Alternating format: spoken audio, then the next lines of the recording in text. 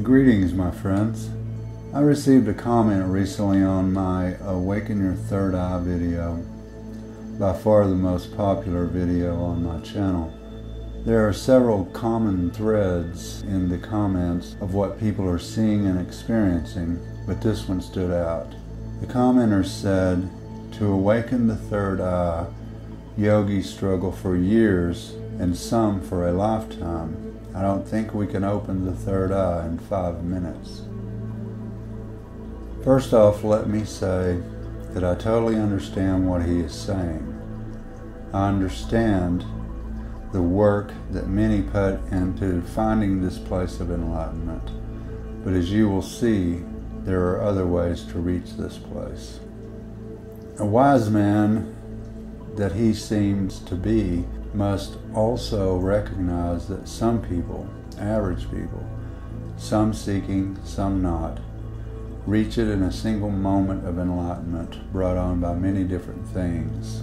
Trauma due to a death of a loved one, loss of a relationship, an accident, a long period of depression, an underlying battle with the ego that perhaps the person is not even aware they are going through, certain drugs or other external stimuli. Also, extreme elation, those first moments of falling in love, seeing a child born, and much more, and most importantly in this case, music. Music is the single most powerful magic in the universe. Music, on the simplest levels, can alter your perception of a moment, can transport you in time to buried memories and let you experience that moment again, affect your emotions and moods, and on a deeper level, it can, because of vibrational frequencies, affect your entire body and chakras and your mind down to a cellular level. What we all must understand is that when we get here, even before birth, our third eye is totally open, and we have access to that most ancient being that we truly are. Life, possibly before we are even born, because of the events in our mother's life, can start to build a wall between the us we are becoming and the us that we were before life started encoding data into us through our eyes, ears, nose, touch, taste, etc. In other words, our brain's input devices. Basically, the nurture or enculturation into our current environment starts to override our nature or our soul. In the development of our survival mechanism, our inner self slowly gets buried beneath the ego, until one day we look up and there is no longer a clear path to that inner self, that soul, because the path becomes overgrown. Also, theoretically, the pineal gland, or third eye, becomes calcified with chemicals like fluoride and others that are in our water, the food we eat, etc. But again, music. I will use the modern DSLR camera as an example. Inside of the camera, there is a sensor that the lens sends images to, just like it did with film cameras. The problem with the new technology is that the sensor stays in the camera, unlike film, and over time it gets tiny particles of dust and other calcified objects stuck to it, slowly but surely covering the sensor with a heavier and heavier coating that leaves tiny spots on the images, and if left untouched, will eventually more and more dull the images until everything looks flatter and less sharp. And if continued to not be dealt with, eventually the image will not be visible at all.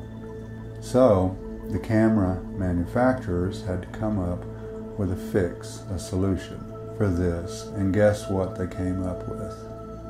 Vibrational frequencies. Just like with music, the vibrations dislodge anything that is on or stuck to the sensor, allowing it to simply fall away.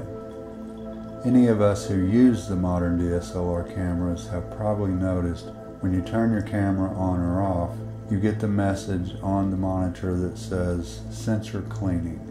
That is what it is doing, sending an ultra-high frequency vibration to the surface of the sensor, and any foreign material or objects, regardless of how minute, simply vibrate loose and fall away. Regardless of the theoretical ideas of foreign matter such as fluoride calcifying and building up on the pineal gland, we must keep in mind the pineal gland, the third eye itself, functions like all other parts of our body at certain frequencies. And in the world we live in, frequencies attack us from every direction. The drone of the city itself, the television, the radio, and these are just the ones we can hear. Look no farther than a radio station. Radio signals are transmitted at ultra-high frequencies with super-powered amplifiers. When you hear the DJ say, KNMU 98.6, coming to you with 1 million watts of power, what he is saying is that the radio signals are being sent out into the atmosphere that we live in, on a frequency level of 98.6 mega or million hertz, or cycles per second. We have a hearing range of 20 hertz to 20,000 hertz, and that varies from person to person based on age and other factors. Naturally, we cannot hear the radio signals at those ultra-high frequencies, so our radios convert those frequencies down to a range between 20 hertz and 20 kHz that we can hear. But the frequencies and vibrations still exist in the atmosphere around us. Whether we can hear them or not, they're still there. And remember the 1 million watts of power. Consider this. The average musician on a stage or in a studio, let's say a guitar player, is using an amplifier that puts out anywhere from 60 watts to 200 watts or so. 60 watts is loud when you crank it up all the way. 200 watts is really loud when you crank it up all the way. So think about the power of 1 million watts. If the frequency range of the 1 million watt amplifier was lower, especially in our hearing range, 20 hertz to 20,000 hertz, it would not only blow out our eardrums, it would probably literally kill us. It would blow walls and windows out of buildings and probably destroy everything in its path. Have you ever stood close to a PA system at a concert? So close you can feel the booming vibrations from the speakers? Generally speaking, those PA speakers are putting out about 500 watts. Imagine the power of 1 million watts if it were coming at you at the same frequency range that you can hear at. Point being, these ultra-high frequencies are bombarding us daily, not just from one radio station, but from many radio stations and TV stations that still broadcast analog signals, satellites, etc., at many different ranges in the ultra-high frequencies. Naturally, we can't feel those frequencies, lucky for us, but they are there, all around us, and they do affect our body's frequencies on many levels.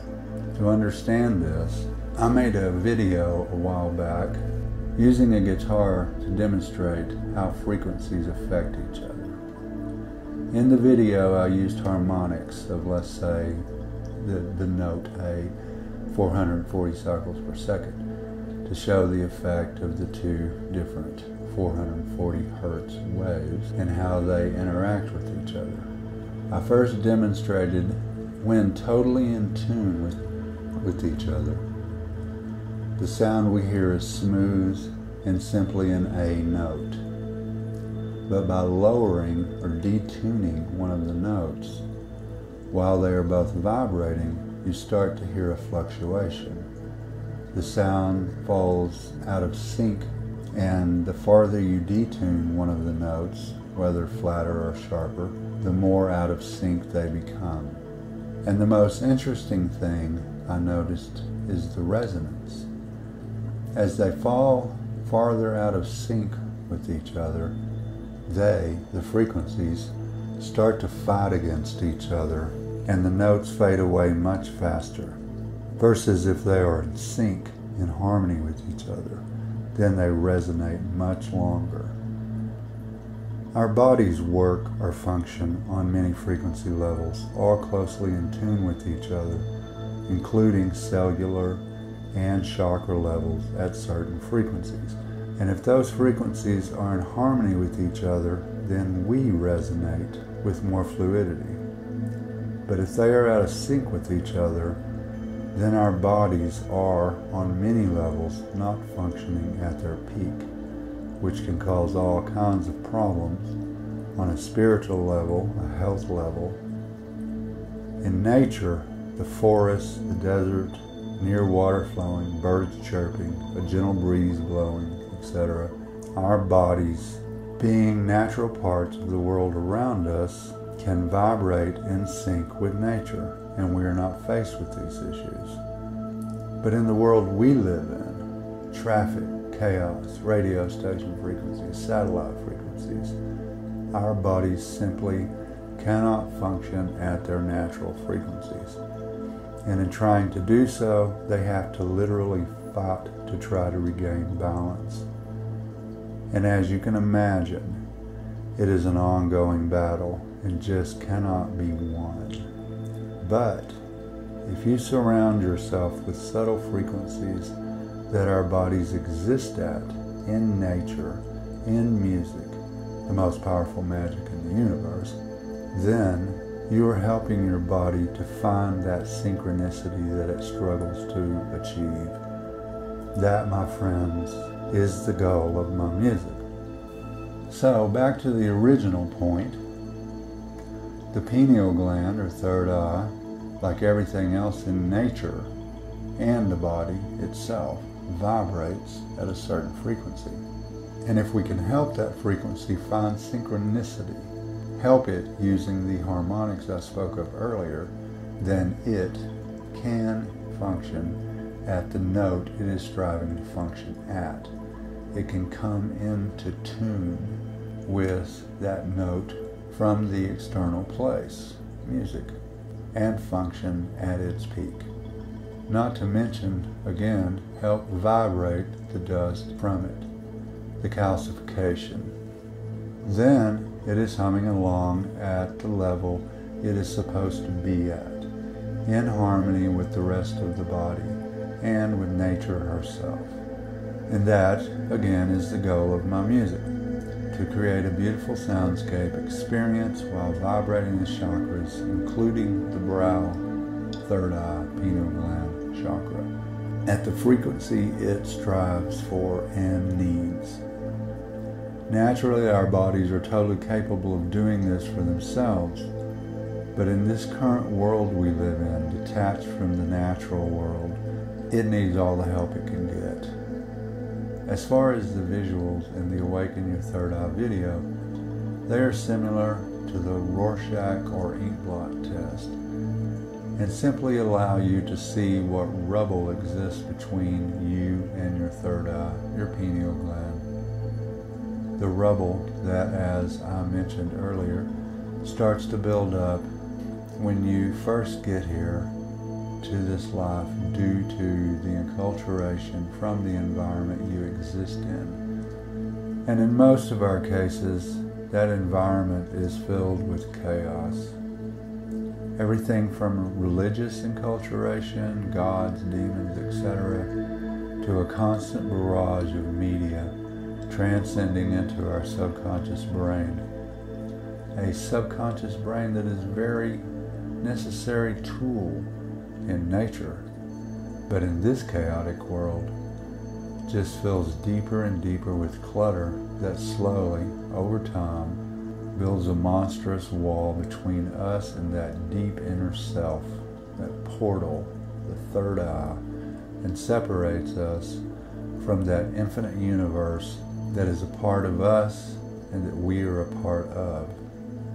And that, in nature, we are connected with and more in sync with.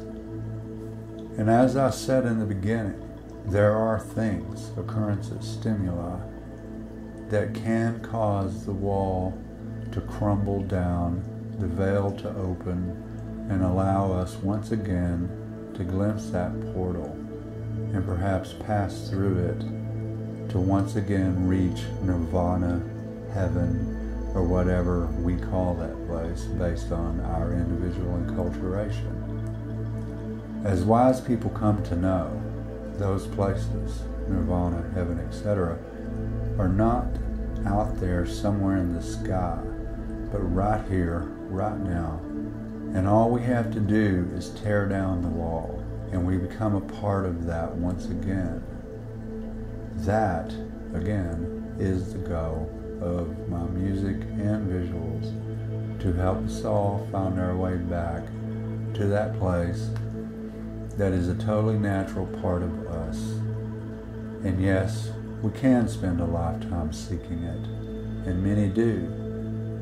But if we can find that synchronicity, that in-tuneness, that harmonic place with nature, then we can achieve all of it in a moment, a single moment.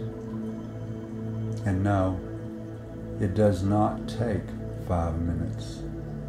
It can happen in the blink of an eye, or should I say, in the blink of the third eye.